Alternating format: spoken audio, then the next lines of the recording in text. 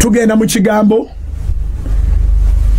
mujukiranga tusoma ku kigambo eky'okukkiriza tugenda kwogera ku kukkiriza reloaded wanji tugenda kwogera ku kukkiriza reloaded Katonda yogedde nange ebigambo bingi nnyo olwalero tirumala naye ennaku eziddako tujja kugenda nga tugattako naye kino kyenjagala otegeere nti independence gy'otodde independence gye watodde togitoola lwa nsonga ndala ogitoola lwa kukkiriza. What is faith? Faith is the substance, is the evidence of things that are not seen. Ekyo kye bayita okukkiriza. Bebulaniya 11 akinnyonnyola bulungi. Naye ate mu ngeri endala mu academia, faith is the trust that you put in your God. Or faith is the trust that you put in someone. Okukkiriza bwe bwesige bw'oteeka mu Katonda. Okukkiriza bwe bwesige bw'oteeka mu muntu. Naye omuntu osobola omuteekamu obwesige n'obeera disappointed.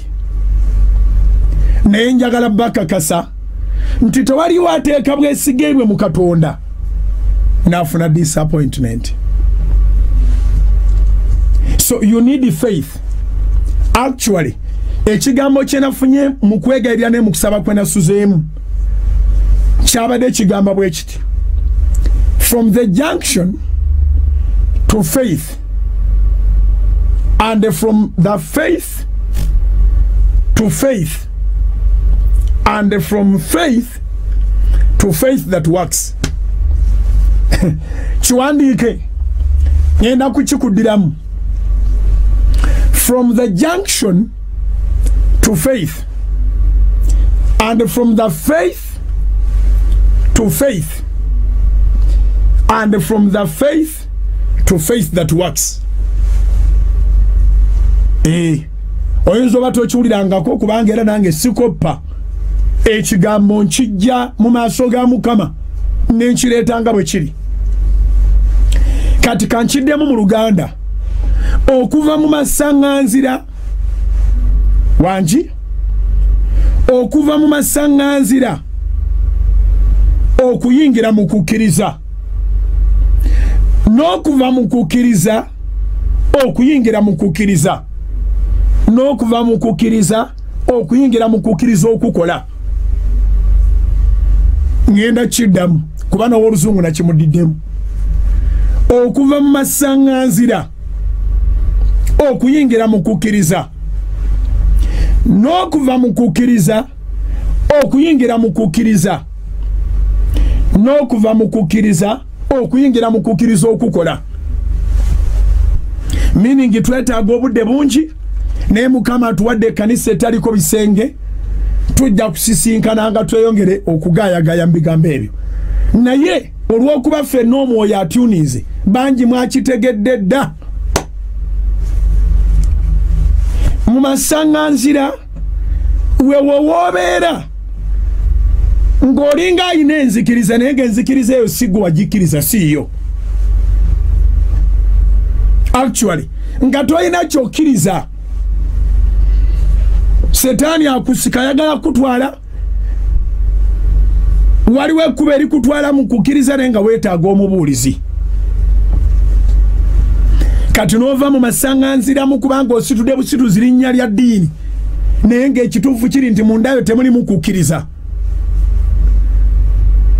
N'okkiriza Katonda. Okukkiriza Katonda ekyo kiri kyokka. N'ova mu kukkiriza Katonda n'ogenda ku siteegi ey'okubiri ey'okukkiriza kwe kukkiriza nti bisoboka awali Katonda.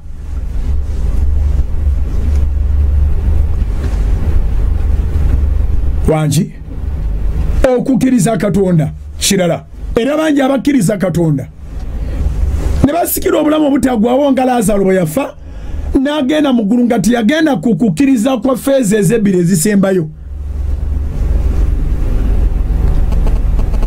Believe in God n'otomugattako kintu kyonna naye n'otokkiriza nti akujja ne mu mbeera mw'oli si musango. Kino ky'okkiriza n'otomugattako kikuwa okusikira obulamu obutaggwawo. Naye osobola okuva mu kukkiriza okwo n'ogenda nga bw'owulira Bayibuli bw'egamba nti from glory to glory. Kati n'ova from faith to faith. N'ogamba oh, my faith now in God, it has upgraded that he can do more. He can do everything. Noyingira mu kukkiriza okuga nti Katonda asobola okukola ebintu byonna. Abatalina byekwaso, abatali byakwekwasa ggwanga lyo, buyigirize bwo n'ebirala byonna. Noyingira mu feezi eyo ey'okukkiriza. Kati era okukkiriza okwo Mukama yanaze nga tekumala. Nova mu kukkiriza okwo n'ogenda mu kukkiriza feezi 3 okukkiriza nti bikoleka n'obiteekako n'emikono gyo. Mujjukira eri mu Yakobo ng'agamba faith without works it is dead. So osobola okuba n'okukkiriza Katonda nga tomugattako ogenda mu ggulu n'ogenda kukkiriza nti ayinza ebintu byonna era n'okirekererawo era ogenda mu ggulu. Naye ate afuna ebikwatikako wano yagattako ebikolwa n'ogenda mu kukkiriza okuliko n'okukola. Okukkiriza okuliko ebikolwa n'okkiriza nti Mukama wali mulamu ali ku luyi lwo. Okay, n'okkiriza nti asobola okukolerawo enjawulo okuva ku baana ba kitaawo. Aha, eyo feezi n'ogigendamu. Kati n'okkiriza okukkiriza okwa hands on. Wova n'oga nti ngenze Buwarabu kukola. N'obeerayo ng'era oliyo by faith. Era n'olabirayo omukisa n'odda n'entandikwa. Abaagala ebyobwerere ne batandika okukola emirambo obamye. Abamu ne baga nti be baakusabira. N'obuuza essaala zonna ze mwasabira okubanga nti bwe nti lwaki temuzikyusa nammwe ne mwesabira. So Mukama yandaze nga abantu bangi bakoma ku kukkiriza kwa mirundi ebiri. Bw'ava mu masaŋŋanzira wali ag'okuba nti talina kye yali yekkiririza kati nakkiriza Katonda. Ate n'agenda ne ku ddaala erika nti byonna biyinzike wali Katonda. Asobola okukomaawo. Bangi abatagenda ku ddaala liri erya faith that works oba erya faith with works.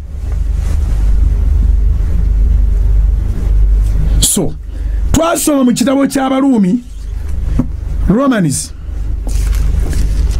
chapter 10 ne tusoma verse 14 egamba bweti Romans 10:14 kale balikkiriza batya gwe batannakkiriza era balikkiriza batya gwe batawulirangako.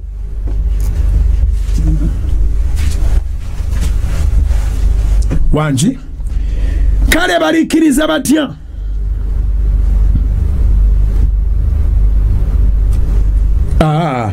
kale balikaabirira batya gwe batannakkiriza. Romans 10:14 kale balikaabirira batya gwe batannakkiriza. Ye correct reading.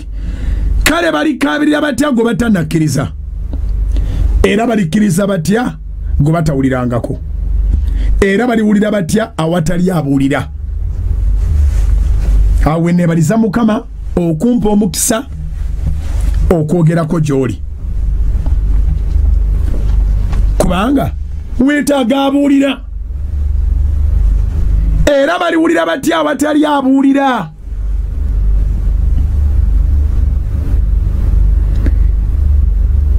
era balibuulira batya nga tebatumiddwa amakulu gaakyo n'okubuulira si kwa buli omu eteekwa kuba calling eteekwa kuba calling kyova laba nti abamu awulira nga bimutama ebyokubuulira kubanga alowooza nti kubanga oba kitaawe yali abuulira oba jjajjaawe oba ne bugingo abuulira nange nsobola obibuulira ebyo bino ebintu si byagamba nti naawe osobola emmoto n'eŋŋombo za naawe osobola ziriko gye zikoma mu kya Katonda ateekwa okuba nga yakuyise ate naakulwisaayo nze ndi musomi wa Bayibuli kankutwala olabe abaali bagamba nabo basobola abaali bagamba nabo basobola baabano ebikola batume Essuula ya 19 the book of Acts chapter 19 from verse 13 maybe to 17 or maybe to 18. The book of Acts chapter 19 verse 13 to 20. Kanzisome. The book of Acts chapter 19 verse 13 to 20. Njagala kulaga abeetulinkiriza tuyina kizibu mulembe guno nti omuntu alowooza nti ajja kutandika butandisi without a calling. Tetuli mu comedy ne tuba n'ekizibu nti waliwo abaali baayitibwa ne beewaggula ku Katonda kati nga bagenda bafuna nabo be batuma ng'ate bo already bajeemu n'obeera eyo mu Eastern Uganda oba mu North oba mu Western Uganda ng'oli olwa favors za muntu yakutumye oba oli mu Central nga gw'oli musumba wa president gundi ow'obulokole naye nga Mukama si yakutumye oyo gw'olaba akutumye naye yeetaaga era bw'oli mukwasa obukadde bw'okumi tali bukuwa kubanga mwetaavu ali mu kwetaaga si Katonda omuntu atutuma ali omu ye Katonda kubanga ye talina bwetaavu era bw'akutuma ogenda n'amaanyi ge ate n'akugabirira n'akusimba n'onywera nga bw'olaba bugingo bwali munywevu buli muntu yeebuuza bugingo yavaawa bw'ato Katonda bw'akola bw'akuleeta tuwabayo omuntu yeewaana nti yakusindise munnange bikola batume Essuula ya 19 tutandise ndo 13 naye era abantu Abayudaaya abataliiko waabwe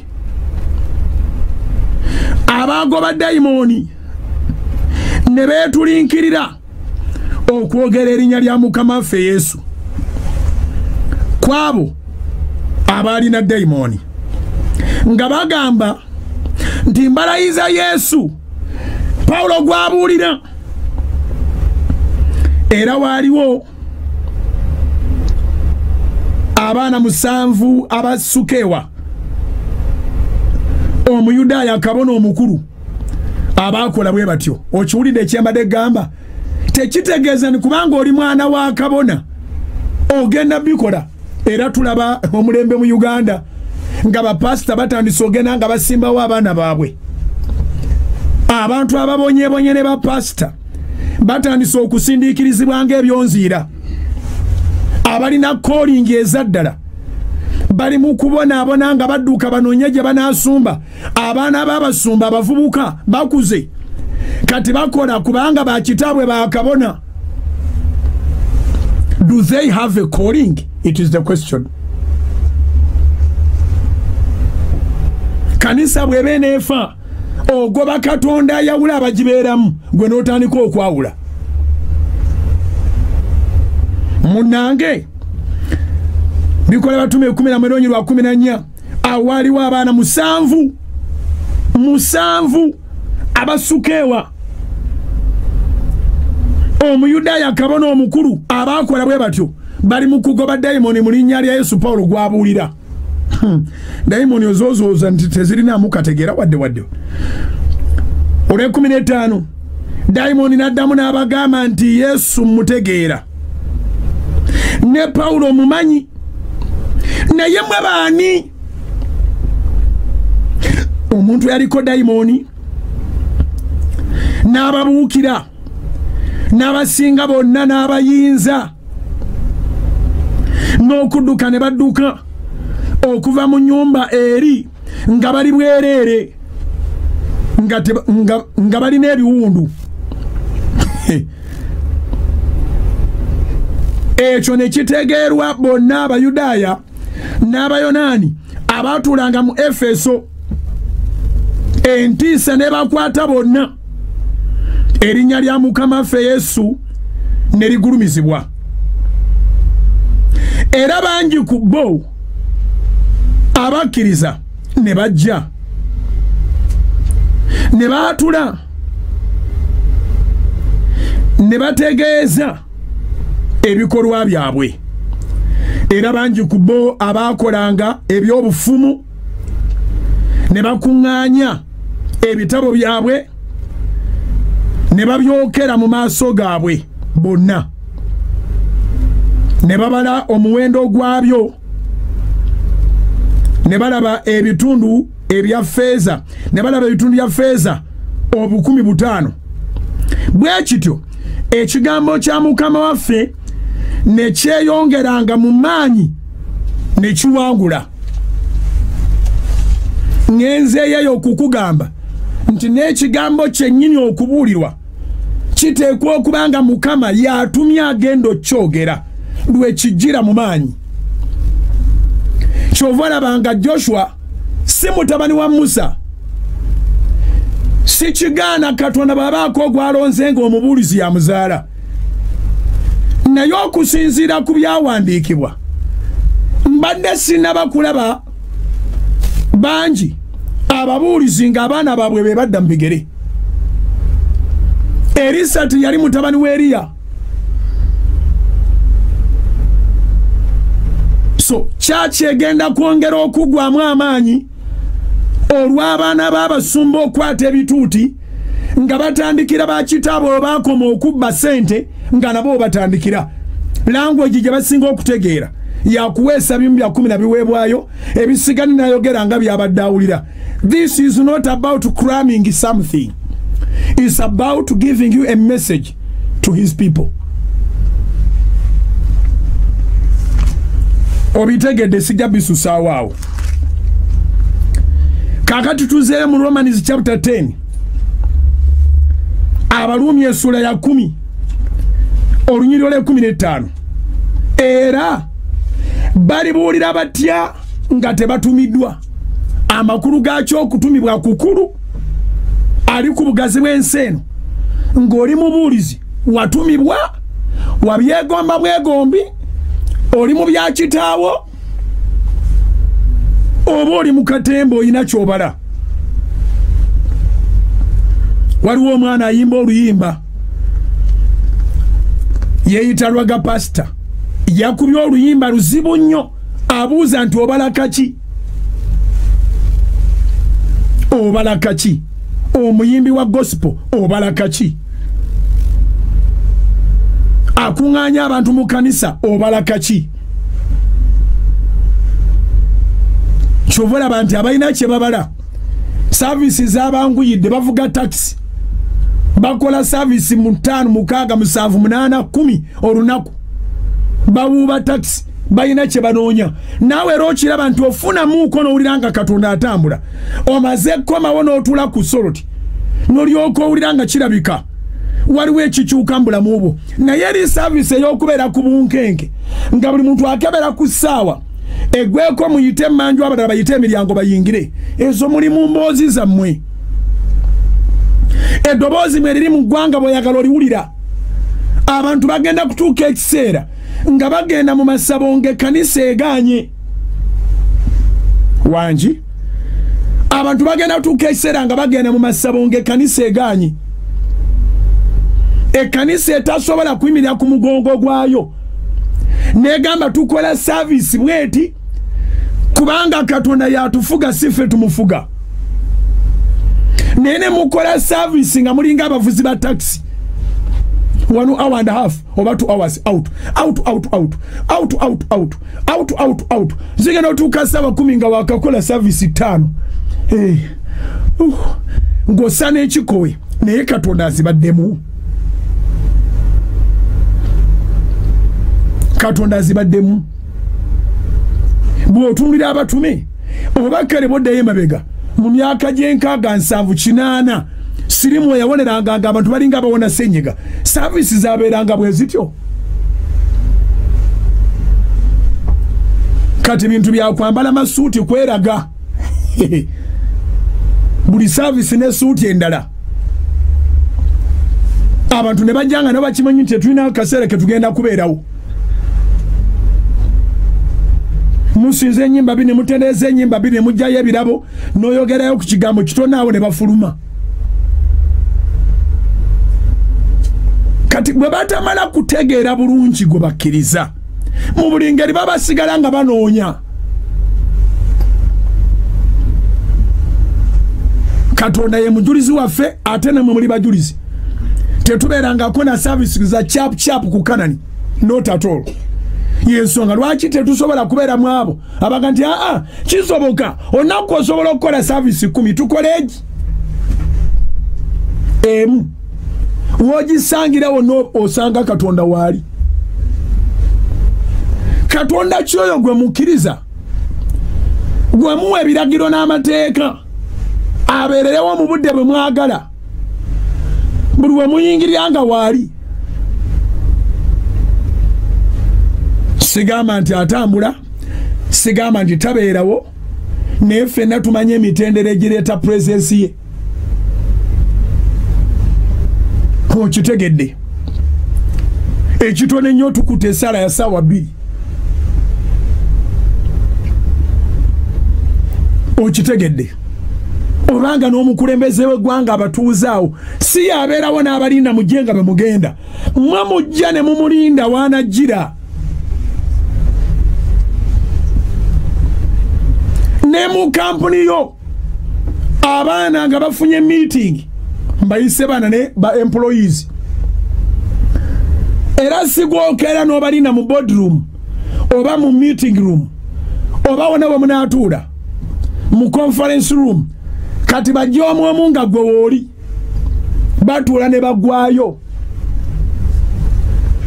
Secretary nagga nti weebali kati n'ojja n'obawa address noddayo. Kati Katonda kyono gwe mumanyiira okwenkanaawo nti mujja kuyingira nga mufuluma muyimbayo oluyimba lumu n'ekitundu mututendereza muyimbayo oluyimba lumu n'ekitundu mutusinziza. Ekikulu muwulirire ddala abantu nti mwagala service nyinyi mu ngeri ya kuuba taxi mukuŋŋaanya ssente zammwe so nga Mukama tatutumanga ssente. Lwe luyimba Musumba Bugembero yayimbye ssente tezikola mu Bwakabaka bwe sizijja kgenda.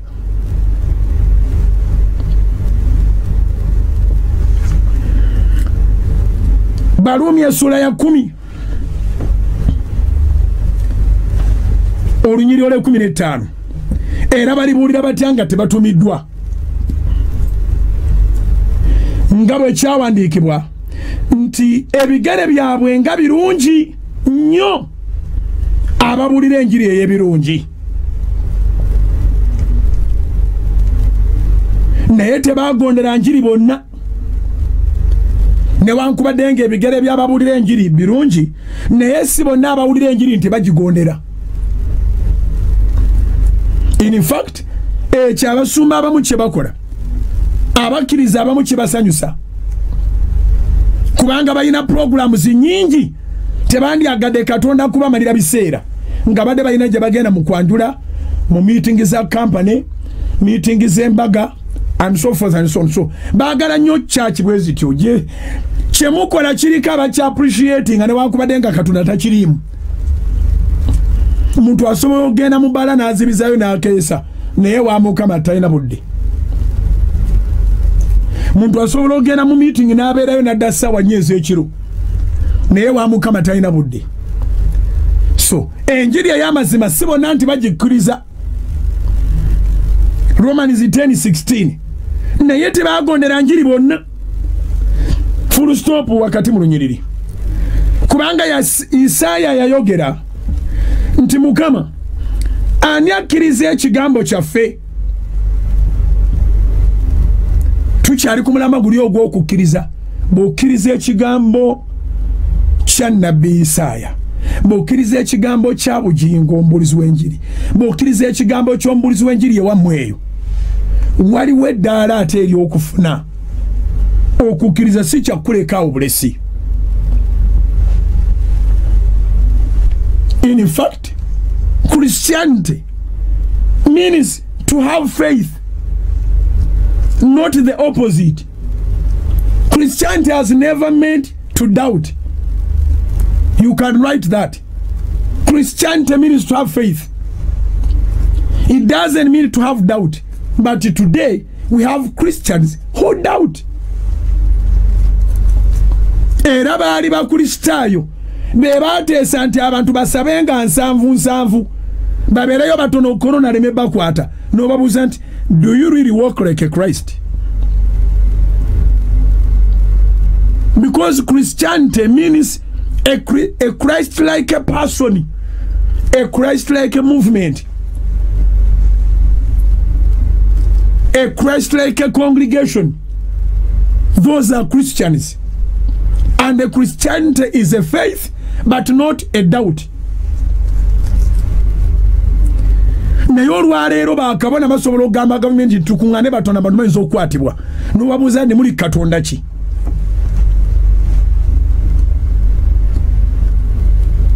Ani akkiriza ekigambo kyaffe ke kasembayo? Ebigambo bya Isaaya bino bisange beri mu Isaaya 5:3 gyesigenda kubikula nkulagiriddeyo. Isaaya 5:3 onyelusooka abuuza nti ani akkiriza ekigambo kyaffe era ani abikuliddwa omukono gwa Mukama? Olina okukkiriza ekigambo kya Katonda.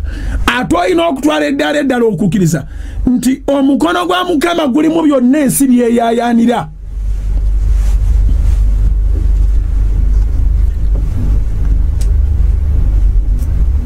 Okitegedde ole 16 lukulu nnyo naye tebagondera njiri bonna.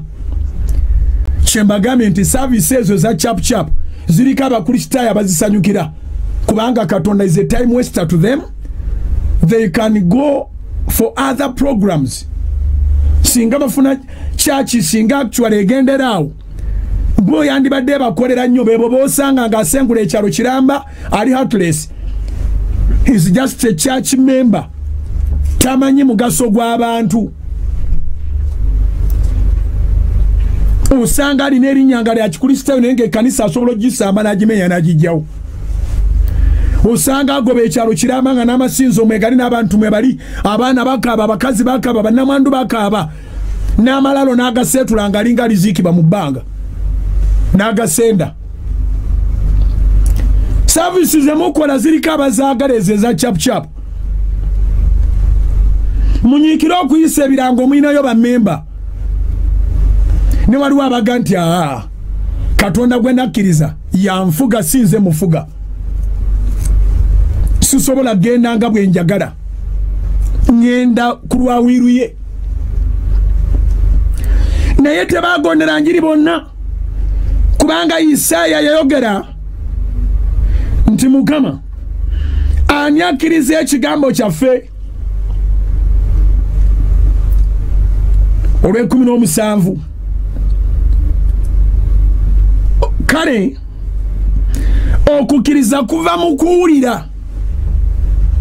Waliwe tukusanga we nagambye from junction to faith, and from that faith to faith, and from that faith to faith that works. Kale okukkiriza kuva mu kuwulira. n'okuwulira mu kigambo kya Kristo. Kale okukkiriza kuva mu kuwulira n'okuwulira mu kigambo kya Kristo. Waliwo omukazi omwe yawulira ebya Kristo ebyo ng'abonyeebonye nnyo, ate ng'ezze ssente bazimuliddeko, ali mu Marko 5. Tuddukeyo Marko 5.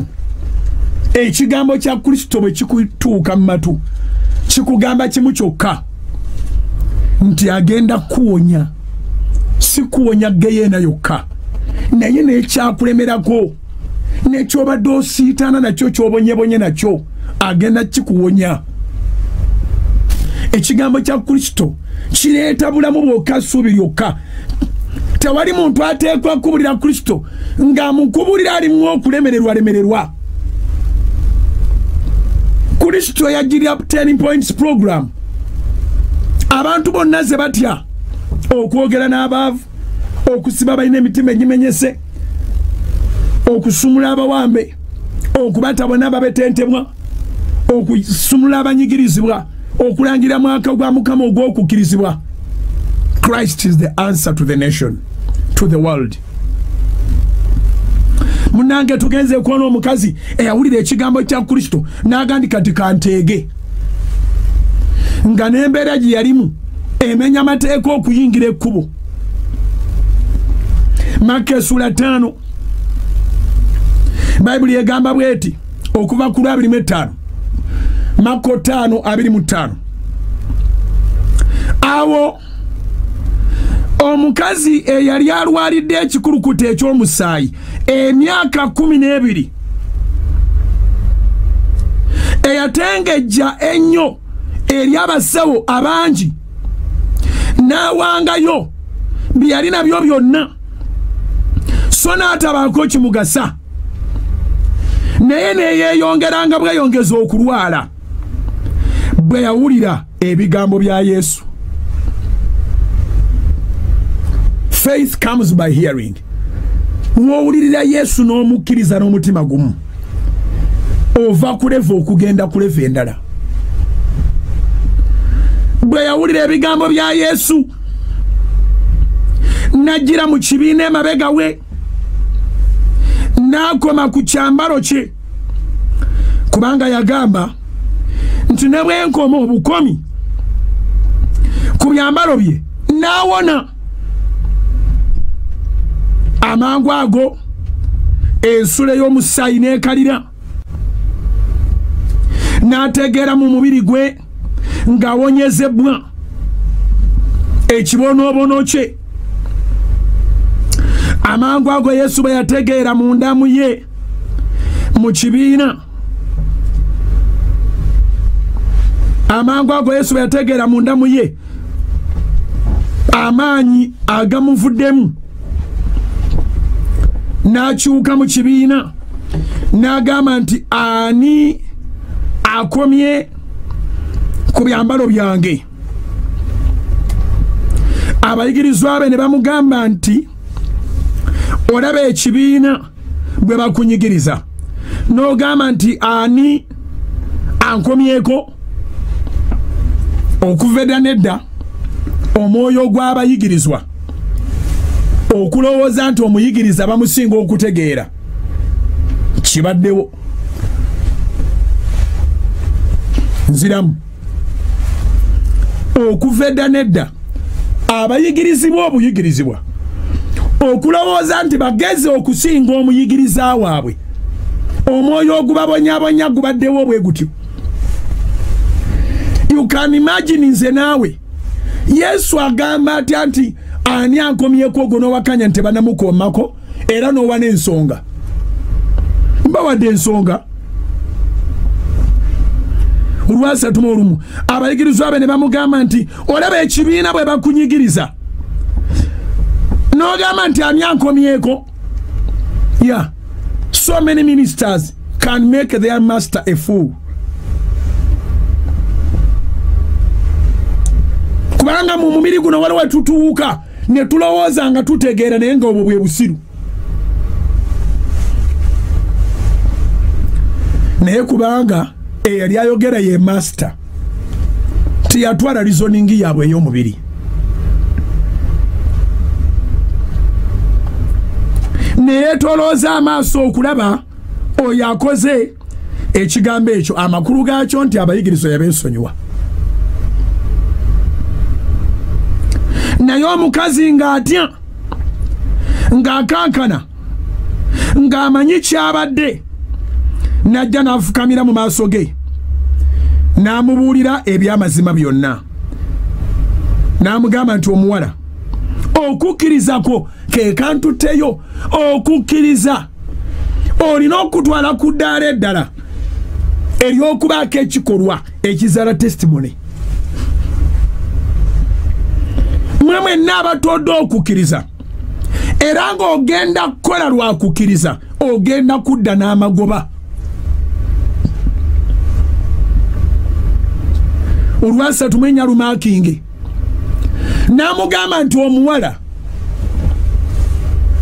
okukkiriza kwo kukuwonyeza. Wegendere mirembe owonere ddala ekibonoobono kyo. Awono muganda wange omukkiriza, nsaba otegere nti pasita ayinza okuba ayina kyabala, ayinza okukola olukunkumuli lwa services ng'ayina kyabala. Okukkiriza kwo kwe kugenda okukyusa embeera zo. Okukkiriza kwo kwe kugenda okukusobozesa okuva mu muzigo. Okukkiriza kwo kwe kugenda okukusobozesa okufuna emirimu egigyo. Okukkiriza kwo kwe kugenda okujja mu kibonoobono.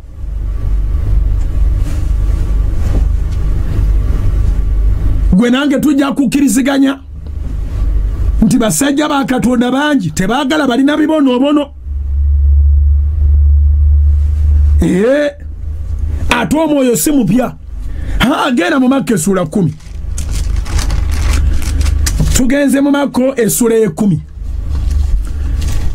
Nkyanyweza kigambo kino ekyokukkiriza. Webala okukkiriza Katonda. Ate webala okukkiriza nti byonna biyinzika. Otyo. Kati njagala ogende kukukkiriza phase 3 eya hands on. Olemereko, regardless of what the pastor, the bishop, the so-called bishop, whoever, whatever he thinks.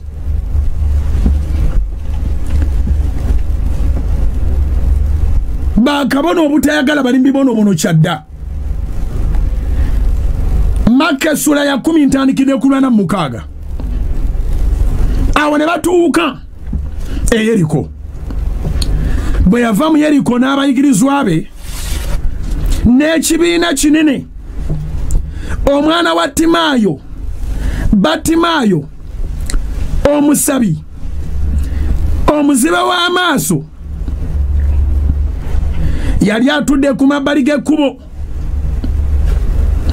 Awo bwe yawulira nga Yesu Omunazaalesi ye wuuyo, n'atandula okwogerera waggulu n'okugamba nti,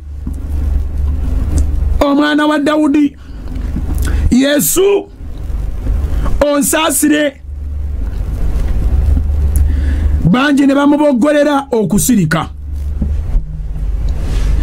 naye ne yeeyongera nnyo okwogerera waggulu nti omwana wa Dawudi onsaasire. Awo Yesu n'ayimirira n'agamba nti mumuyite.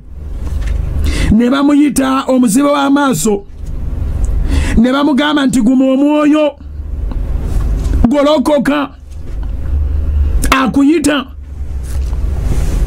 Bennyini ababadde bamuboggolera okusirika nga bagezaako okulaga nti Yesu bamuzibe n'abanaku n'abo bali mibonoobono si be bamuleese. Era nga bw'olaba mu kyaki nti entebe zaawukana.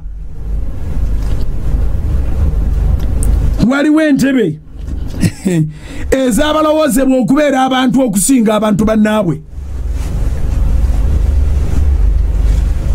Ne wabawula ojja ne weefaako n'obulwa entebe n'ofuna gye wotuula. kadne bano batuse kwoyo yennyine yaleeta Yesu abona amaaso mazibe talabangako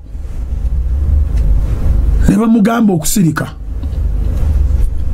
Omusajja ono yali yawulira dde ebigambo bya Yesu era n'akimanya nti Yesu gwe weerwanako okubako ky'omuggyako. Some people will deceive you to usher you to Jesus, whereas they are looking for their own gains. Njagala ove ku ddaala ly'okubeera wansi wankwa bazaagundi okkirize Katonda akukolere. Njagala ove ku ddaala ly'okuwulira ng'olina ow'ekitiibwa gw'ossaamu ekitiibwa mbu yayogedde. Kubanga bano abantu abagamba Bartimayo okusirika baali babitiibwa nnyo. He ignored them. Ate ekyo kibanyiza okamala tebaagala kuba ignoringa. Baagala obusiru bwabwe obuseemu ekitiibwa. Naye beebamu Yesu beyogera ne bajja nga bagamba guma omwoyo. Mwe mubadde mumumenya omwoyo. Mwe mumukanza omwoyo gwe. Mwe mumumazeemu omwoyo nga mumugamba shut up. Instead he insisted. Abooluganda Katonda ayagala kuwulira gwe taagala kuwulira birala bikusirisa. Era njagala olwaleero otegeere nti independence yo Katonda ayagala gikwasa gwe era gw'oba ogibanja. Awo n'ayimirira lwerwanamu omwenda Maka 19 n'aga nti mumuyite bw'oba wamaliridde okuva mu mbeera. Katonda asobola n'okukozesa omulabe wo. Nkiddamu bw'oba wamaliridde okuva mu mbeera Katonda asobola okukozesa abadde agenda wolokosa nga bwe wasiraana. Bw'oba wamaliridde okuva mu mbeera Katonda okulaga nti ye Katonda asobola okukozesa oyo asinga okukwogerera agagambo.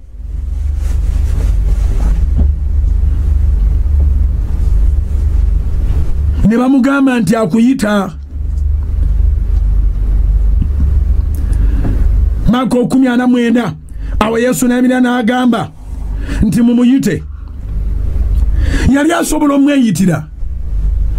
Yali asobola okuddayo emabega n'amukwata ku mukono. Ne yawulira ye n'awulira ne bano n'agandi bano okubamalamu akajanja b'otumira ddala. Mwabadde bamugamba nti sirika mumuyite. Ne balyoka bakyuka. Bagenda kukyuka ababadde balwana naawe. Bagenda kukyuka ababadde bawakana naawe. Gye bakomye okwogera nga bwe wasiraana be bagenda okwogera nga bwe wasumulukuka. Gye bakomye okwogera nga bwe byakukwata be bagenda okugenda nga boogera nga bwe byakuta. Batandise akalimi kaabwe. Awo Yesu n'ayimirira n'aga nti mumuyite. Ne bamuyita omuzibe w'amaaso. Tebakola kya kumuyita ky'abatumye kyokka ne beeyongerezaako n'ebyabwe. Naye kuno nga boogera birungi. Ne bamugamba nti guma omwoyo. Ng'omaze okuvaayo teri atasobola kuwa bunnabbi nti ogenda kukulaakulana. Guma omwoyo. Golokoka. Akuyita. Naye n'asula olugoye lwe. N'asituka. N'ajja eri Yesu. Ng'omaze okutoola independence yo y'enjiri gye ngenda okubulira wiiki ejja baako by'osuula. N'asuula olugoye olw'obwamasiikiini. Suula ebirowoozo ebifu. Suula enjogera enfu. N'ennyambala yennyini gyerwaneko. Bartimayo bano bamugambye ebirala naye ali organized. Bw'abanga Yesu amuyise ate lwaki agenda nga ayagalayo 10 oba 5. Kyava asuula olugoye lwa mpaayo 5 mpaayo 10. omulaba asobola okuba ne kyeyakwambaza mwanyinaze bw'otakisuula tolina bw'ogitawo omulaba asobola okuba ne kyeyakwambaza muganda wange bw'otokisuula tolina bw'obutola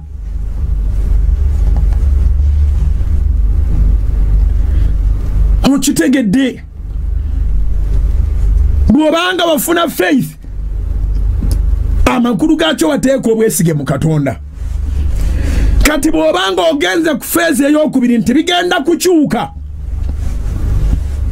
amakulu gaakyo nti okkiriza okufaanana obulala ate bw'ogenda ku ddala liri erya hand zone kiyitirira oteeka okumanya nti ali naawe ne bw'oba oyina akagoye kamu koze bulungi kagolole bulungi kakasanga obukindo bunoze yingira gy'osabira omulimu kakasanga enviiri zo bakiri nga olina akabajja okendabirwamu kakasanga enviiri zo ziraga nti waliwo ekyambalo kye basudde oyambadde ekyambalo ekyogenda kuleva eddako togendanga nga mulalu okusaba emirimu totuukangayo ne weenakuwaza ensingo n'ogiweta abantu tebaagala kukola na banaku baagala kukola na bantu abasudde ennaku ovaawo ne bakunyumyako ne baga tali bulungi naye talaga nnaku ye wangi alabika tali bulungi naye talaga nnaku ye Batimayo ne yeeyambula ekyambalo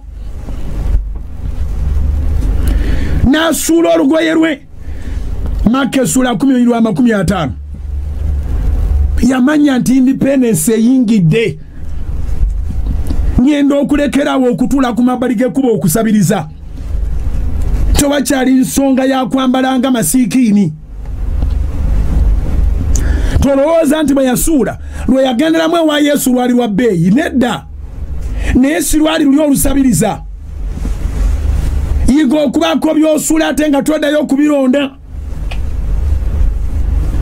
suula ebyambalo suula n'ebigambo tosobola kubanga wabadde mu scientific independence night ng'osibye ennaku 42 naye ng'oliddamu okuwulirwa ng'ogamba mbu oli mukazi munaku ng'oliddamu okuwulirwa ng'ogamba nti omwana yakubula ng'oliddamu okuwulirwa ng'ogamba toyifumbirwa ng'oliddamu okuwulirwa ng'ogamba ettaka teriguliko ennyumba tezimbika Batimayo yaliko byasuula okujja eri Yesu naye layini gy'engoba ekyali yakukkiriza omukazi baamugambye gwe muwala gwe okukkiriza kukukuwonyeza era genda owonere ddala genda okoleki genda owonere ddala ekibonoobono kyo abooluganda ekibonoobono kye kintu ekikwata mwaka ku mwaka ate kuguno owulira nga kigenda kubeera waasi nnyo kubanga bulijjo obonaabonanga emyezi tegikyankalanye kati olaba lwa emyezi 6 egyakyankalana odinda obutakkiriza abo obusindise mwaka ogujja wangi abamu balowooza nti bagezi bugezi abyemanengenda okukola mwaka guno mbisindise mwaka ogujja so you have already relaxed watandise dde okurelaxinga mbu olikola mwaka gujja omwaka ogujja wategedde ekirwadde ekirijjirayo guno waguyingira omanyi nti gulibaamu ekirwadde bw'oba oli wakukola okola kati tokola mwaka gujja era n'okulya oliddamu okulya mwaka gujja bw'obanga olya lwaleero Katonda akulesewo lw'ekigendererwa situla okukkirizako bikolebwe lwaleero situla okukkirizako bikolebwe wiiki eno awo nyini woli wotandikira Batimayo yasuula busuuzi kyambalo kyakusabiriza naye tiyaddeyo kakunaaba n'asonga mbere with a positive attitude Maka 10:50 naye n'asuula olugoye lwe n'asituka n'ajja eri Yesu Yesu n'addamu n'amugamba ulira Yesu n'amuddamu n'agamba nti oyagala nkukole ntya omuzibe w'amaaso n'amugamba nti Raboni njagala nzibule awo Yesu n'amugamba nti ulira awo Yesu n'amugamba nti genda okukkiriza kwo kukuwonyezza amangu ago n'azibula n'amugoberera mu kkubo makinga okukkiriza kwo kukuwonyezza tulina enjiri envundu eva emagombe eri mu ggwanga lino nti sente zo ze zinaakuwonya tulina enjiri envundu mu ggwanga muno ereetesa abakazi dryer ez'omusaaluni zaabwe ne baleeta entebe z'omusaaluni ne baleeta ebintu byonna abo ne bawayo firigi z'omayumba gaabwe ne bajja nga beetisse TV mu makyaki ne beewola looni sente baziweeyo mu basumba ekikola si material ekikola faith. What is faith? Faith is a spiritual feeling of trusting in God. Wandika interpretation y'omwoyo mutukuvu gy'atuwadde. What is faith? Faith is a spiritual feeling that takes over one's life to fully trust in God.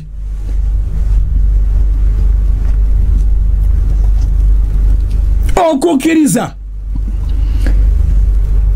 kwe kwewulira mu mwoyo omubiri gwonna kya mwoyo ekikwata obulamu bwonna n'owulira nga toyina kirala kyagala kuli oba kumanya wabula okukkiriza kwo kwonna n'obwesige bwo confidence mu Katonda ndi kigenda kukoleka mu Katonda.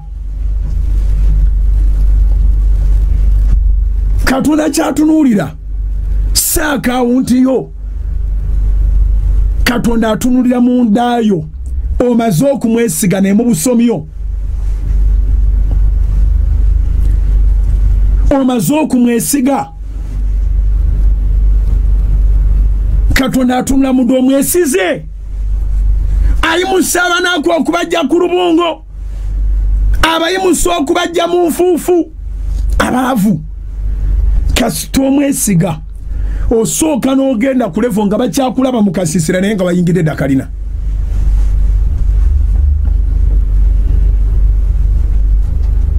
Olwataano mu ebbiri lukulu nnyo Maka 52 awo Yesu n'amugamba nti genda okukkiriza kwo kukuwonyeza. Kuno si kukkiriza nti oli mukristaayo. Kuno kukkiriza kwa feezi ey'okusatu. Okukkiriza okusooka kukkiriza nti waliwo Katonda nova mu batakkiriza mu Katonda nova mu masaŋŋanzira n'okkiriza okukkiriza okwokubiri nti Katonda ayinza byonna ekyo kikkiriza n'ofuna confidence mu ye. Okukkiriza okwo nakwo okwokubiri n'okusukka n'ogenda ku kukkiriza okwokusatu okwokuba nti okomawo nakyo ogenda kikwata lwa kukkiriza. Awo Yesu n'amugamba nti genda wangi. Yesu n'amugamba nti genda okukkiriza kwo kukuwonyeza amangu ago n'azibula igo okugondezaamu Katonda. Sigamba nti alina ebimukalubirira nti era ojja mulema kubanga tomugondezaamu naye kiyamba gwe. It is your faith. It was David's faith. The faith that David had to attack and to bring down Goliath was not his parents' faith. It wasn't his brother's faith. It wasn't King Saul's faith. Not at all. He was himself alone. Bw'okkiriza bw'otyo obanga musiru mu nsi naye Katonda akuyambirayo. N'akkiriza n'alumba Goliath n'amugamba nti nze nzija gy'oli mu linnya lya Mukama omukulu w'eggye lya Isirayiri ly'osoomoozezza. Era olwaleero si nkya gwe lyakera wogamba nti bye wandikoze mwaka guno libikola mwaka ogujja twamanyi feeti ya mwaka gujja bw'oba n'okolakola beera n'okukkiriza okwo okugamba nti ngenda bikola mu guno mwaka genda ku last phase y'okukkiriza second phase there all things are possible nungi evidence, a substance of things that are not seen, the intangible.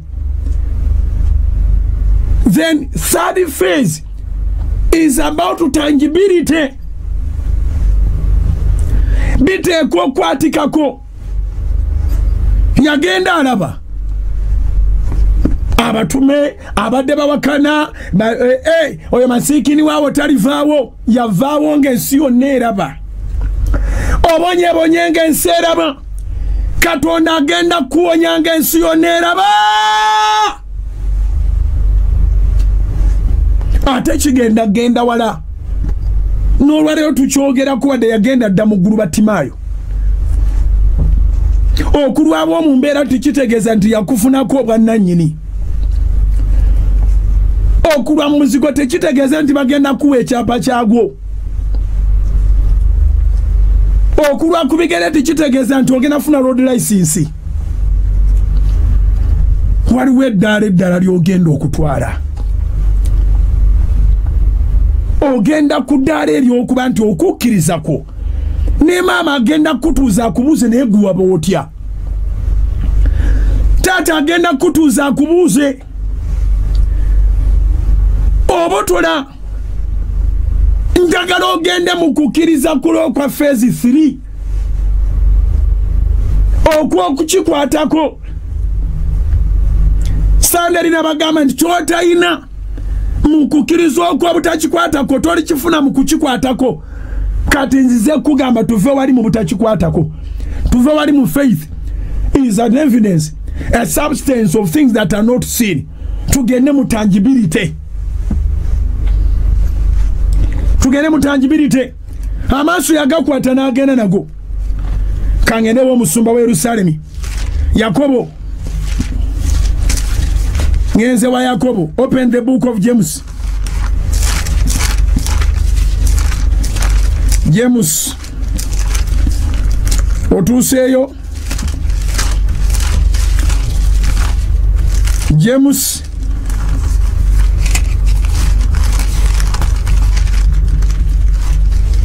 Tugenze mu James.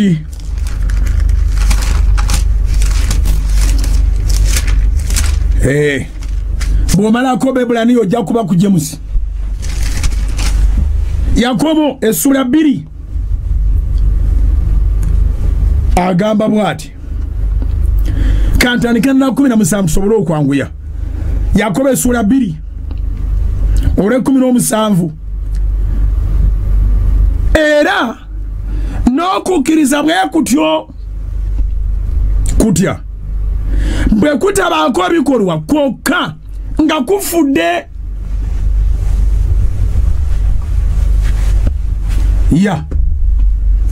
oteekwa okuva ku ddaala ery'okulaba ennyonyi ng'eyita mu bbanga n'ogisongako n'olagula baakuyigiriza okulagula gwa ennyonyi gwe nja kulinnya olinamu ekifo kyange naye nga tetogeze mu internal affairs kufuna passport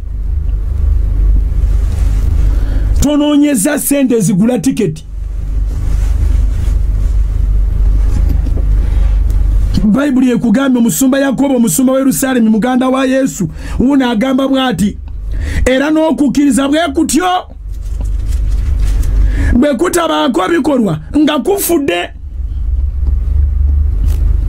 naye omuntu alyogera nti gwe olina okukkiriza nange nina ebikolwa ndagwa okukkiriza kwo awatali bikolwa byo nange olw'ebikolwa byange ndikulaga okukkiriza kwange amakulu gaakyo nti okukkiriza n'ebikolwa balongo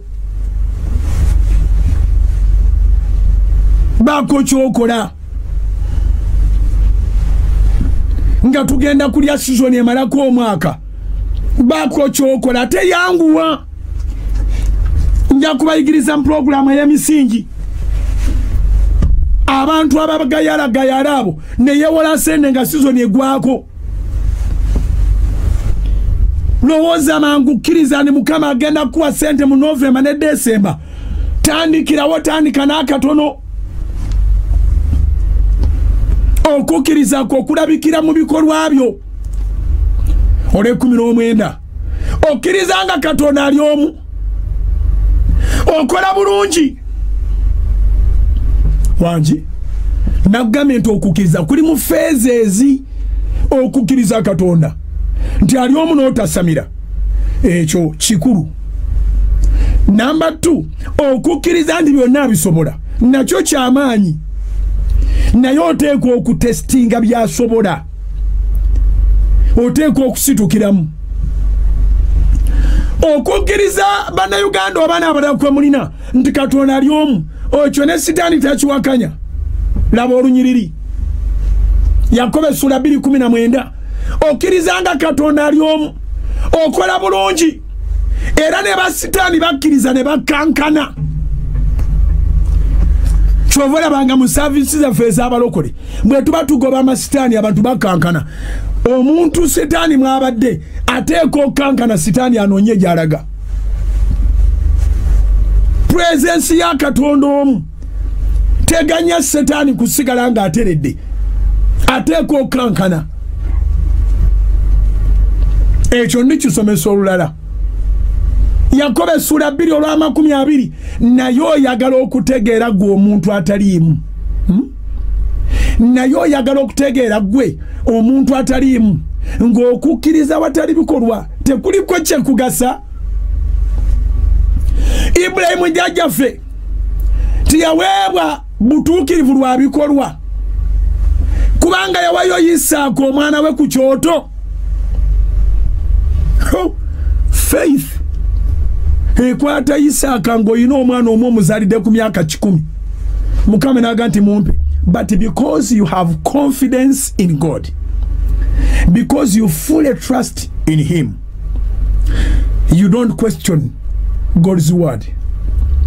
Abraham, by faith, he added the act and he took Isaac to the altar. Mukama yamumudiza budiza olwabiri mwebiri olabanga okukkiriza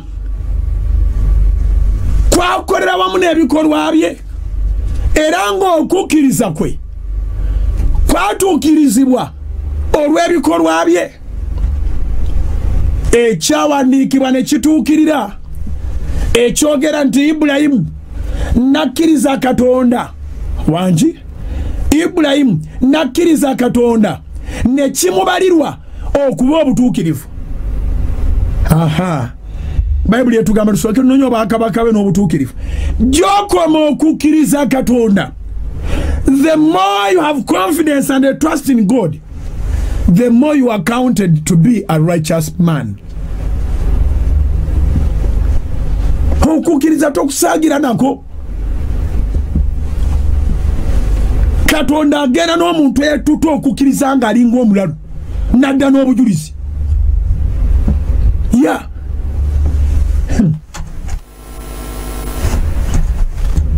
Katonda agenda n'omuntu ogenda ne Katonda odde n'obujulizi. Ogenda ne Mukama okomewo n'obujulizi.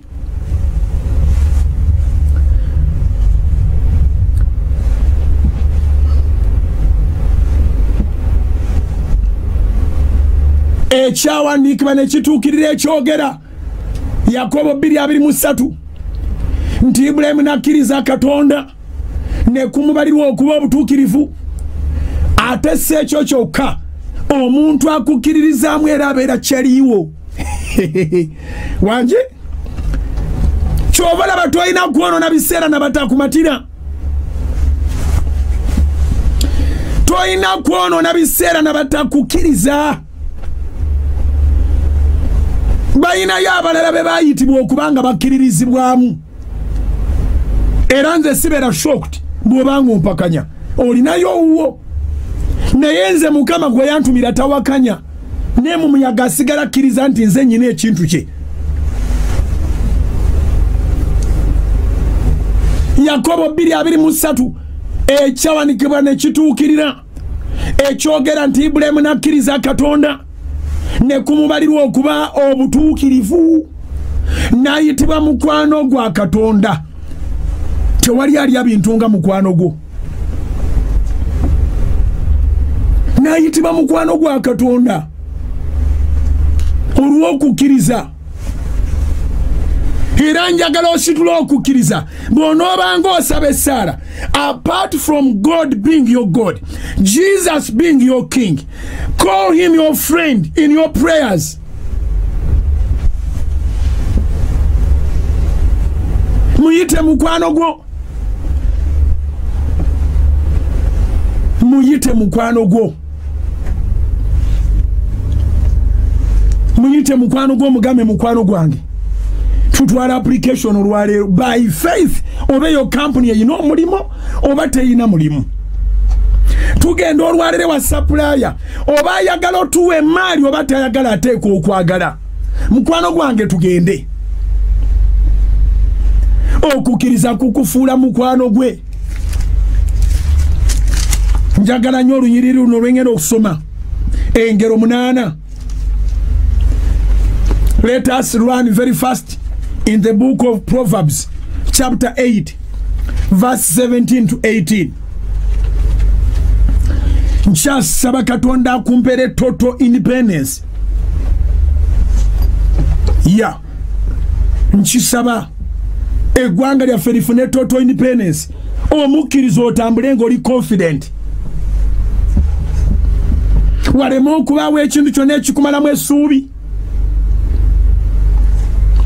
Engero 8 olw'ekumi n'omunaana bw'ati bw'ayogera Mukama.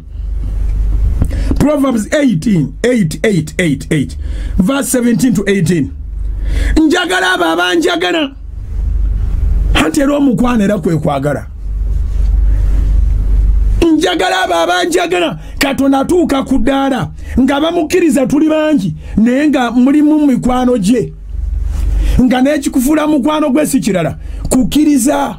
Ibulayimu n'abeera kimubaliwo okubeera obutuukirivu ate n'ayitibwa mukwano gwa Katonda lwa kukkiriza. Eyo feezo ogyetaaga. Kati ne tuba bangi naye ng'ayinamu n'ewakaawo bwe kiri. Oyinza okwesirisa naye era baba kimanyi nti osinga kwagala mwana gundi. Kubanga ayina engeri gy'akukkiririzaamu gy'akwagalamu. Omuntu akukkiririzaamu era akwagala mukonekitinga. Era ebyo obipulaningira ye ate mukyama. Sinaba kulabayo maka malokole nti gali awo meesigwa nnyo ekiraamo kiri awo ku mmeeza. Gwe baagalera omusika babitereka wala. Njagala abo abanjagala n'abo abanyiikira okunoonya balindama. Tolowooza nti bwe tumaze ekisibo ky'ennaku 42 olwo tugenda kulira kisinga. Tolowooza nti bwe tumaze scientific independence night olwo tugenda kulira kisinga. By the way, simanyi oba emirembe giri bagizeewo naye twandibanga independence night. I mean enkola gye twagikozeemu nga yeri salaweera n'engeri gye tunaakola vision night. Kasaba libanga tibanaba kukkiriza bantu. Katonda yatutemedde ekkubo erikola olukuŋŋaana lukwata ensi yonna. Nabadde njogera ne Royo omu mu kibuga ow'amaanyi nanga nti taata twasimbudde mu kibuga 7-6 nga jjaamu akutte wansi ne waggulu. Abantu nga mu mmotoka zaabwe batumbudde soloti naye nga badduka waka kusaba independence yaabwe. Eggwanga lyabaddemu omukono gwa Mukama ogw'amaanyi. So we believe nti enkuŋŋaana bwe ziri bateze n'abakukkirizibwa mu Desemba 3 twandibakubako vision night nga nayo obweto eri scientific. But we pray nti bwe tunaatuukira awo ng'ekkanisa zakkirizibwa dde okukola buli kye zaagala. Katonda atutandeka ekisa weekiri ate akyayongera okusaasira. naye mwebaza okuba nti atambula nga twogera bwe tuti ku mikutu nga mwenna muli mu kyaki etalina bisenge kyatugaana ogenda okugabana akantu nga tuli nsanvu tugabana akantu nagamba katusigale bwe tusigadde tunanywa ku nsulo nga ye Yesu. Engero 8:17 aga nti njagala abo abanjagala weeyawule mangu nnyo obere mukwano gwa Mukama nga n'ekinakufuula mukwano gwe si lwakubanga olina diguli lwakubanga olina okukkiriza.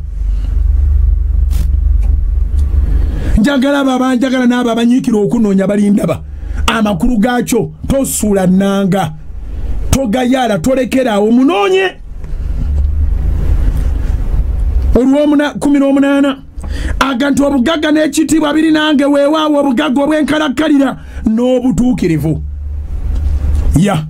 obutuukirivu ajja bukuwanga gy'onookomanga okumukkiririzaamu gy'okoma okuba n'okukkiriza gy'okoma okwewala okukola ekibi kubanga bw'oba okola ekibi kitegeeza nti Katonda guwakkiriza tokyamussaamu kitiibwa onojjayo oti ebibye nga tomanyi the do's and the don'ts. So you can't do rebelliously, you can't disobey and expect good things from God. Okitegedde obugagga n'ekitiibwa Mukama byagaba tebiriiko sizoni byo byennyini biri permanent byankalakkalira. Kyeŋŋamba toddamu kwogera n'abatakkiriza Katonda mbuka twabisindise mwaka gujja omwaka ogujja tonnaba kumanya binaagubaamu akkiriza kati wangi akkiriza kati. Essomo ly'okukkiriza waliwaga nti musumba linyumidde baasi beri bali kunyumidde awo nkola kangende kunyiririzanga ezisembayo Mako 16 ole 17 Mako 16 ole 17 era obubalero buno bunaagendanga n'abo abakkiriza.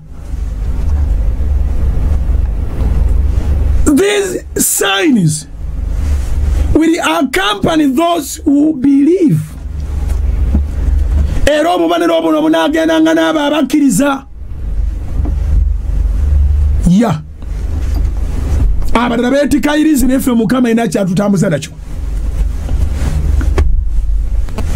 Abakkiriza paati esoose kulaga nti baba n'olugendo era obubalero buno bunaagendanga n'abo abakkiriza, meaning when you adopt this faith, when you have confidence, total trust and a confidence in God, you don't stay in one place, you move. Mu makubo go mubaamu bidayimoni mubaamu biki naye ogenda n'amaanyi n'obubonero. Mako 16:17 era obubonero buno bunaagendanga n'abo abakkiriza banaagobanga emizimu mu linnya lyange. Tebakulimbanga nti emizimu gigenda kuvaawo nga tolina kyonyeze. Ekyo kiwandiike. Abamu baga nti wayi nze kansirikeko kubanga bwengoba emizimu ate gintabukira. Ogenda fuukira ddala sitaani emizimu babeere baanabo. Emizimu gigenda nakugobwa. Kiteeke mu bwongo obwo. Emizimu gigenda nakugobwa. Ate buli lw'olabanga biringa ebigaana amanya nti waliwo dayimoni. Olugendo lw'otambula n'okukkiriza Setaani ateekwa okuluyingiramu kubanga yatambuza obutakkiriza, yatambuza okutya. Ebirya wa Katonda babiyita kukkiriza, ebirya wa Setaani babiyita kutya, babiyita butakkiriza. Era bw'obanga tokkiriza Setaani akwezinzeemu yakulemeseza okukkiriza. Era bw'obanga otya nnyo Setaani akwezinzeemu yakuleetedde okutya. Are we together? era obubonero obuno bunaagendanga n'abo abakkiriza banaakolanga ki? Banaagobanga emizimu mu linnya lyange. Bw'osanga emizimu teweekulumbazanga bano abaali balokoleddwa, kati abalokolebwa ate mbu be bakulu b'obulokole. Ekitegeeza nti emizimu bagigoba mu mannya gaabwe tebakyetaaga yabalokola. Wangi emizimu bagigoba mu mannya gaabwe abo. Kati omukulu w'obulokole ali omu eyakomererwa ku musaalaba, eyafa n'aziikibwa emagombe, ennaku 3 n'awangula buli ekiri wansi eyo, n'azuukira. Abatukuvu ne batambula ku nguudo z'ekibuga nga tebalina abagambako. N'akuŋŋaanya abatume n'abasibira entana n'agamba laba ndi wamu nammwe. Kakati nkwegayiridde nnyo, tulina omulembe gw'abakiri mu lw'abasajja abakulu abasirusiru abatalina magezi abaga nti be bakulira kye twakkiriza. No, it is a lie. Erinnya erigoba emizimu mu lugendo lw'obulokozi, mu lugendo lw'obulamu, tebali kujjanga kwe ne bakuwaamu agaabwe. Abantu bano abakkiriza banaagobanga emizimu mu linnya lya Yesu.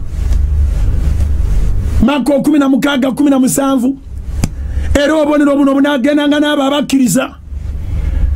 Mu lugendo mulimu abantu ba mirundi ebiri, abatakkiriza n'abakkiriza. Era nga ku nnyanja bwe kwaliko amaato ng'amalala galina Yesu ng'amalala tegalina. Kati oluusi osobola okugwamu amaanyi olw'abo abali mu lugendo nga tebakkiriza Yesu gw'okkiriza. Kibalya bubi nnyo n'ofuna entiisa n'ogamba Katonda wange, daba bwe tufiira mu lugendo luno, daba omwana w'omuntu bw'akunkuma nga mpedde. Tonagwa bw'oba olina Yesu, bonna kabafe mu lugendo luno ogenda kulama. Mu lugendo luno ogenda kuwona. Kubanga gwe omuzimu bwe gunaakugiranga okulya emirimu gyo, bwe gunaakugiranga okulya achievement zo, bwe gunaakugiranga onoogugamba nga nti genda mu linnya lya Yesu. Erinnya eryo terikwasanga ensonyi, kubanga bw'olitandika okusonyiwalira erinnya lya Yesu lw'olifa.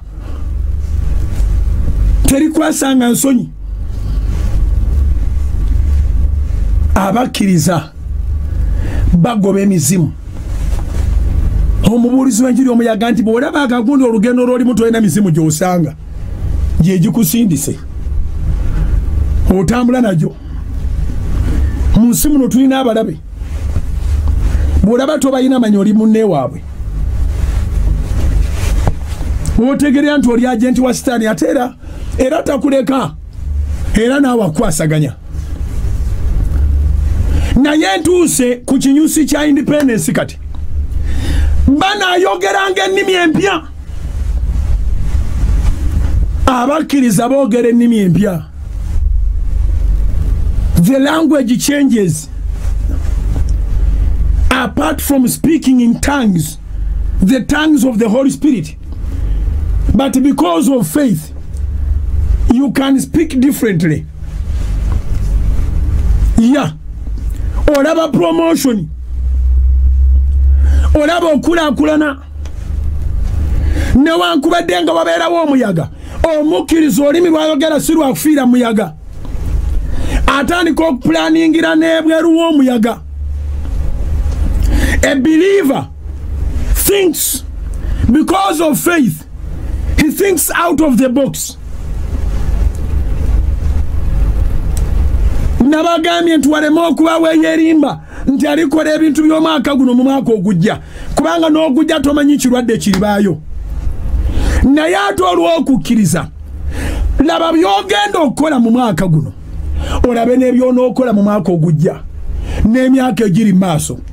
Begin to speak in tongues. Ze bayita tongues bye bintu byogeranga n'akulira nye tabitegeera. Yeah. You speak in tongues if I don't understand.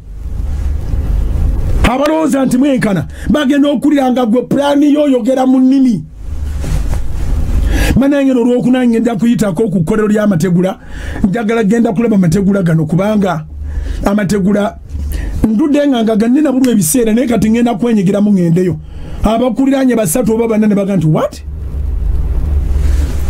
you speak in tongues because of faith alina okukkiriza ayogera mu nnimi alina okukkiriza ayogera mu nnimi babakuba amazzi mu kitabange emmotoka bayiseeko gwe mu kifo ky'okuvuma noga nti webale onkubi agasembayo tuddamu okuyita nonga nange ndi mu mmotoka yange ono omulala yaba ina bivumo byokka genda ofe mulira bakaki kuba amazzi batuli banaku when you have faith you speak in tongues byonna byonna ne mwono bato biwulidde olwaleero njagala ekyo kyogere kubanga tuli mu mafuta ga independence omusibe ayogeranga musibe omuddu ayogeranga muddu oweddembe ayogeranga oweddembe tandika okwogeranga omwana oweddembe tandika okwogeranga omwana oweddembe tewali ndwadde ekwogezambwa ekutwala tiwajja na ndwadde si yakuleeta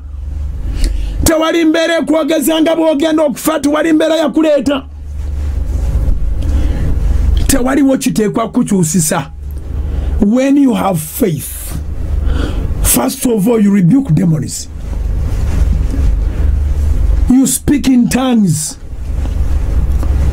oyogera mu nnimi empya ogoba omuzimu ogutudde ku ekyo kyewayogedde mu lulimi olupya buli kyogoba wekibanga ekikwata ng'ogamba dayimoni nti kiveeko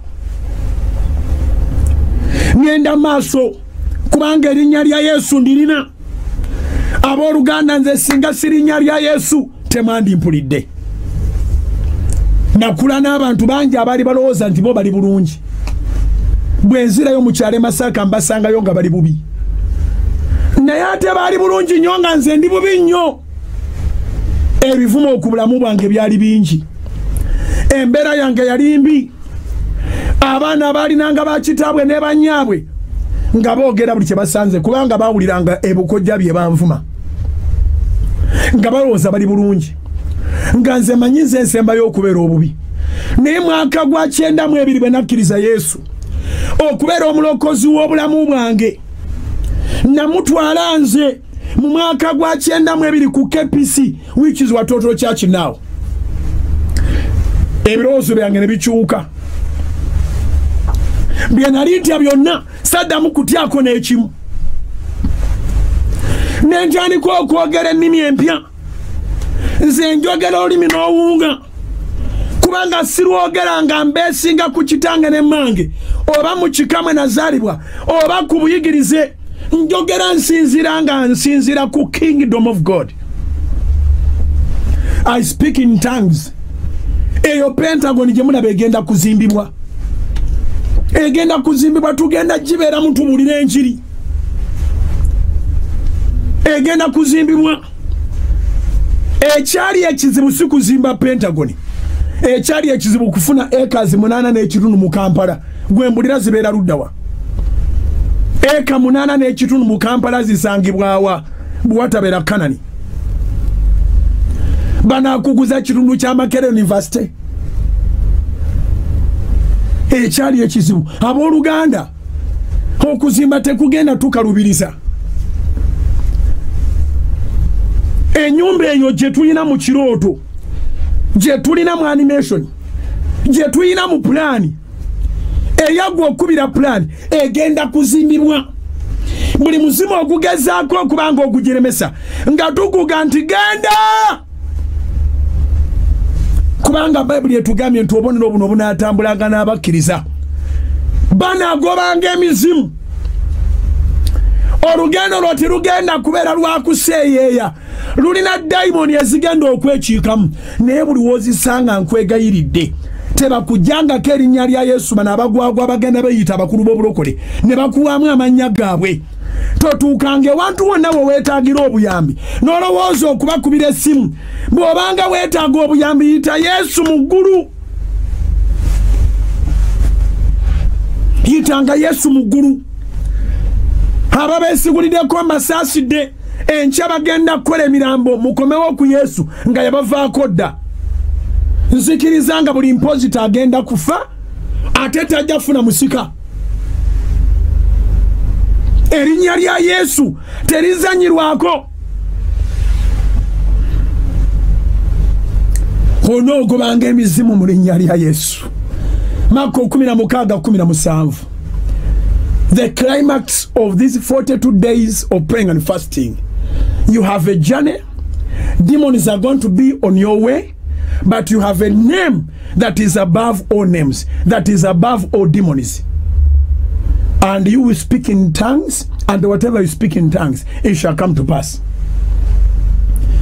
Marko 16:17. Era obubaniro buno bunagendanga n'abakkiriza. Bunagendanga n'abo abakkiriza.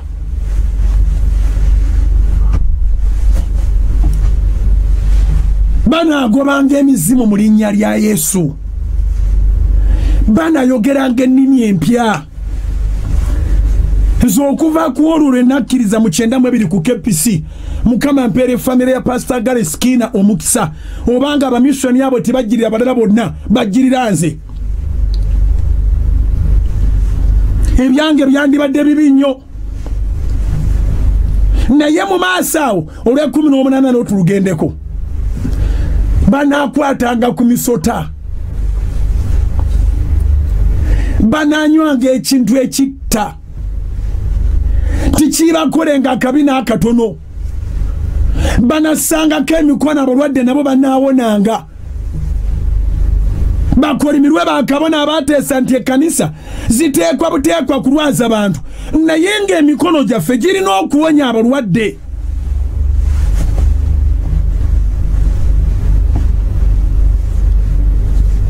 Kiri continuous fete batugamba kuba mpiso. Batugamba kusaako mikono balere ne bawona. Banakwatanga ku misota. Waliwo gwe nali nsanze ku paaka nanga musumba kati kutwale wali n'akakesi k'emisota ne mugamba gwe musoto gwo bali baŋŋamba. Tebatugamba timba batugamba mu abayina emitima egy'emisota. David Lutalo yabayimbako naga muyina emitima gyanjaba. Omuntu abeeranga omuntu naye ng'alina omutima gw'omusota.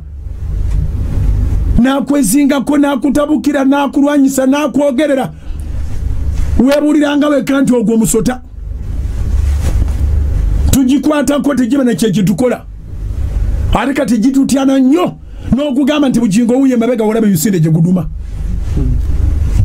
Banaakwatanga ku kintu ekitta. Tekibakolenga akabi n'akatono. Banasangako emikono abalwadde nabo banaawonanga. Nyinza okuba sigolodde mukono guli fiziko okukwatako.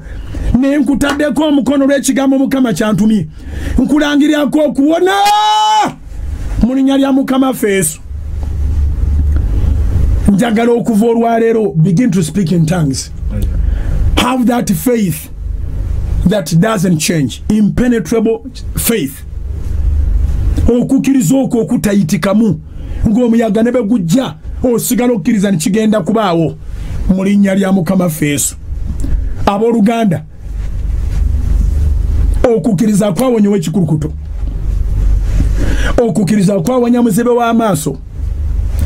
Okukkiriza kwawonya omwana w'omukazi eyaveeyo ku mbibi zeeyo n'atuuka ng'alina okukkiriza nga tekuzika mabega. Yesu yennyini yamugamba nti tasobola kuddira mmere y'abaana kugiwa bubwa ngalooza nti omukazi anaagenda. Naye Yesu yali akimanyi nti omukazi tajja kgenda naye nga yagala kuwa Abayudaaya kyakulabirako nti omuntu alina okukkiriza tazika nnyuma. Omukazi n'asigala ng'asonga mbere. Nzudde ekigambo ekirala ate Mukama badde yakimpadde naye simanyi bwe mbadde nkyerabidde. Okukkiriza kufuula omugezi, kufuula omusiru omugezi. Wangi okukkiriza buli lw'oba n'okukkiriza waliwo amagezi agajja from nowhere. Faith makes a fool wise. Abantu batuuka ku byokoze olw'okukkiriza ne balowooza nti olina PhD.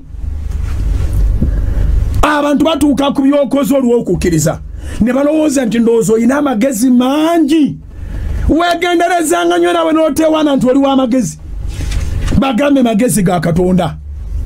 Omukazi buli kaseera ya Philipinga nga n'aleeta statement endala n'ayanukula Yesu n'amugamba mukama wange n'obumwa bulya ku bukunkumukwa obugwa okuva ku mmeeza z'abakama baabwe. Yesu n'amugamba kati wabotodde dda okukkiriza kw'okuwonyeza omwana wo weddireyo. Yesu n'asigala ng'ayigiriza Abayudaaya n'agamba ne singa nandi natumibwa eri wokka singa bali abeeri bamala dda bonna okutereera kyova olaba nga yalina okututumira Pawulo ajja atuwa okukkiriza okwo ffe ab'amawanga kubanga bwe tuba twakkiriza ovanga ku muntu akkiriza lubaale ng'akimanyi ne bagenda musala ejjirita agenda kusula nga ali wakati mu mpologoma mu nsolo enkambwe agenda mu kibira emisota gimwezingirire ng'alina okukkiriza mu lubaale bw'akyuka n'agamba ngenda kuweereza Katonda aba agenda kuweereza Katonda. Bino byenjogera biyingira ne bikuwa omukisa nga twali akusaze musale togenda kutemwa jirita kkiriza ggulawo omutima gwo Katonda akuwe ky'oyagala. Agamba nti nzikiriza ate ntwala okukkiriza kwa feezi 3 okukkiriza Katonda omu okukkiriza nti byonna biyinzika era ndokose n'okukkiriza nti ngenda kubaako byenkola faith that works. Ddamu ebigambo bino gamba nti ayi Yesu olunaku lwa leero nzikiriza n'omutima gwange okuweebwa obutuukirivu era njatula n'akamwa kange nti ndokose endagaano zonna okuva ku Adamu n'ebibi byonna okuva ku Adamu mbyeyambudde n'ebya future Mukama byonna mbikutuddewo. Kola endagaano empya ya Mukama Yesu Kristo era ey'okukkiriza. Njatula n'akamwa kange nti ndokose nfuuse mulokole atabuzibwabuzibwa atwala erinnya limu lyokka erya Yesu saagala linnya ddala. Ompe ekisa Mukama mpe ekirabo eky'Omwoyo Omutukuvu. Sangula amannya gange Mukama mu bitabo bya Geyeena ogawandiike mu kitabo ky'obulamu obulamu obutaggwaawo. Weebale Mukama gya amannya gange mu bitabo by'obwavu mu buyinike mu kibonoobono mu kufanga ndi muto mu kulemererwa mu bikolimu gawandiike mu mukisa ogutalina buyinike mu bugagga obwenkalakkalira mu bulamu obweyagaza mu buwanguzi gateeke mu kuwangaala nve mu nsinga jjajjaffe Ibulayimu.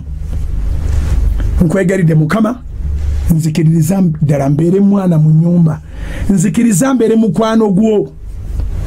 Weebale Mukama wange weebale Yesu weebale Kitaffe weebale Omwana weebale Omwoyo Omutukuvu okunfuula omwana ate ow'omukwano. Amiina amiina. Olokose nga tumalako ennaku 42 ez'ekisiibo tewaliwo kyendaba kisobola kusuula naawe kenyini tokiwanga mwaganya mu linnya lya Mukama Yesu.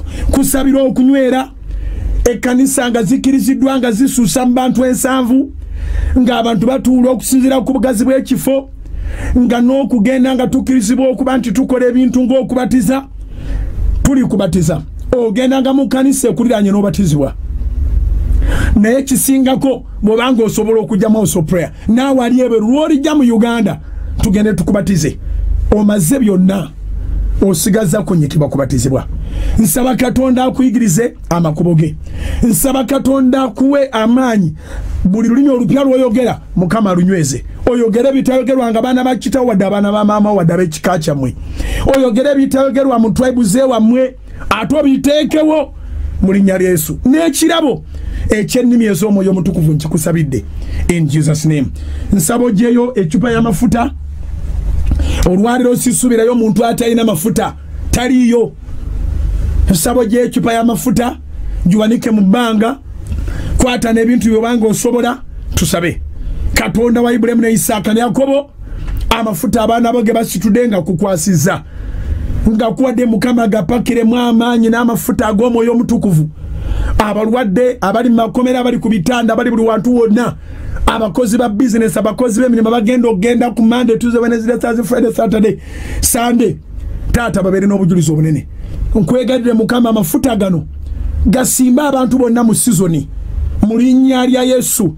October, November, December ziveemu ebintu nga byandibadde bya myaka nga 23 Setani olyoka omukuba omugogo bayita tonziriranga abadde alowooza nti omwaka gw'abantu agusse nsabye bwentyo omulinnya erisinga amanya gonna erya Mukama Feesu mafuta gonna gaweereddwayo nsabira ebintu byo byositudde nsaba omukisa gwa Katonda mbiwaddeyo eri Mukama byonna naawe weebulirenga bwe kanti Katonda ali nange nangirya mu linnya lya Mukama Feesu Katonda nga bali omulamu akukole bulungi Kitange wangamba nti bugingo tolekanga yo Sara nga tosabide bantu favor kyenva mbasabira favor extraordinary favor the favor that attracts miracles like a magnet irresistible favor the favor that attracts miracles like a magnet irresistible favor I have said it double nsaba total independence mu bulamu bwo nsaba financial independence mu bulamu bwo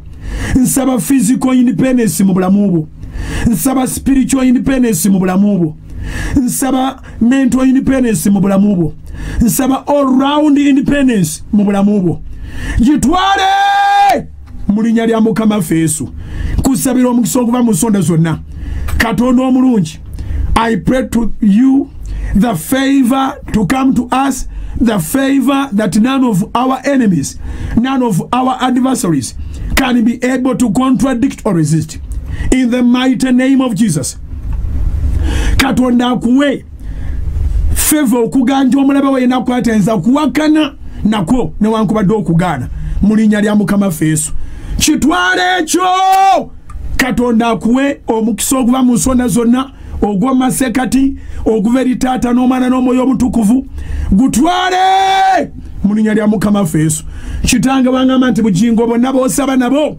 ndibafuula akalango nsaba Katonda after these 42 days of praying and fasting seeking God's face may you see the favor Katonda akolere akufuula akalango naawe kenyini weewuunye abali abalwabuuze bugingo ndi mulaba ddi mugambe nti ennaku mu ebbiri zaali zange zibeere zizo omwannyinaze zibeere zizo omuganda wange zibeere zizo omuvubuka zibeere zizo omuwala gwe Katonda akole bulungi gwe omulokole naawe atali mulokole akuwe okufuuka akalango obeere billboard ya Mukama kugwe kwabalangira emirimu gye kitwale ekyo in the mighty name of Jesus. God bless you. I love you so much.